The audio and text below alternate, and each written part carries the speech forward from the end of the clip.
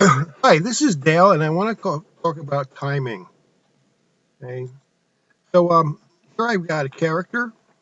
Yeah, I know it's poorly drawn, and he's got an arm, and what he's doing is going to take his hand off the table and slap his forehead. So what I'm going to do is I'm going to go out to 24 frames, okay, and I'm going to rotate his arm up about halfway, and then his forearm the rest of the way, and his hand to rotate. Now I don't like that, so I'm going to bring things down until I get the right position I want for the end frame. Right about there, that looks good. So now if you go here and you play this, it's way too slow. But I'm still want to work within this 24 frame for a moment because towards the end, what I want to do is I want to smooth motion off, but I want to end with a linear motion. So what I'm going to do is add a keyframe, and I'm going to change this to linear. Now what happens here is that you get the smooth until you hit the linear, and the linear goes takes over. Now let's take a look at this in the motion graph. So here I have the smooth curvature, and then I got a linear. Okay. The thing of it is that I want to speed this section up. So what I want to do is that I'm going to push. Now notice how it's the hand's getting closer as I'm speeding that particular. I'm speeding up the forearm. I'm going to go to the hand, double click on it, and the hand is still, no, hand's linear now too. I'm going to speed the rotation up a little bit. So now I've got a nice movement. Now, the thing of it is like, you have to be aware, let's come out here and add another keyframe. And I want to work with the bezelers. Well, I don't see a bezeler curve here. The reason why is that a lot of times these keyframes work in pairs. So let me change this to a bezeler. And now I got two bezeler handles. And as you can see, I can play with the curves on this bezeler. And you can see how the rotation is being affected on the hand through the bezeler. So now let's get rid of this keyframe. I'm going to hit my keyboard and delete it. And I'm going to change this back to linear. Okay? And it really doesn't affect anything, but it's nice to have the linear there for the next thing. You might want to change it to smooth, whatever. Float your boat on that. And as you can see, the overall motion is linear for everything. And this is the selected bomb. As you go through, I didn't change the end keyframe for the forearm or the arm.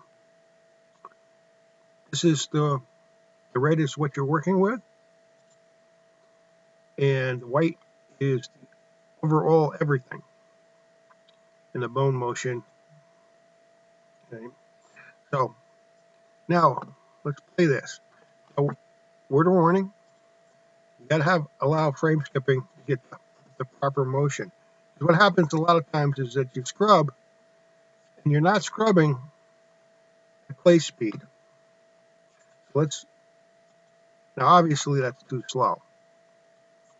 So what I'm going to do is I'm clicking Alt on the keyboard and I'm grabbing all the keys, including the ones on frame 0, and I'm going to shrink this down to half the speed. Okay, and this keeps my basic distance of those keys on the timeline. So now let's take a look at it. That's a little bit too fast for my taste. So I'm going to hit Alt again, and I'm going to see now if I scrub this back out. So key ends right where it was, 18. I'm going to go to 18 for the N key. Okay? And it keeps the distance uniformly when you hit Alt. Now I'm going to play. A little bit too slow. Grab everything again with Alt key down. I'm going to go to about frame 15, as you can see down here. I hit play. It doesn't look too bad. I want a little bit slower than that because you really can't see the animation. And let's see, play, and that looks good. So my end frame is actually 17, and even though that I started working with 1 second. So that's the thing about retiming. You start large, excuse me, and you want to scale the keyframes down. Now, what would happen if I would turn around and add more animation to this? So let's say I'm going to just have his arm come out and go like that. Okay, so now he's coming out like that. So let's play this to see what the timing looks like. Okay, and obviously this is too slow, so I'm just going to move it in without changing anything else. And if I had any keys in between, say if I had keys here, and I did something, and I just wanted to retime in between here, I grab both, press Alt, and I can retime. Actually, I messed up. I have to grab all these. Now, notice it's retiming itself. So that's how you deal with it. Motion graph, your channels, and your play button on allow frame skipping. If you don't allow frame skipping, what happens is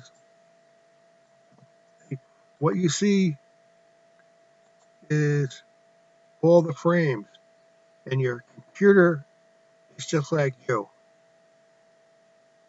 It has a mind of its own as far as the speed goes. Thanks for watching. Bye.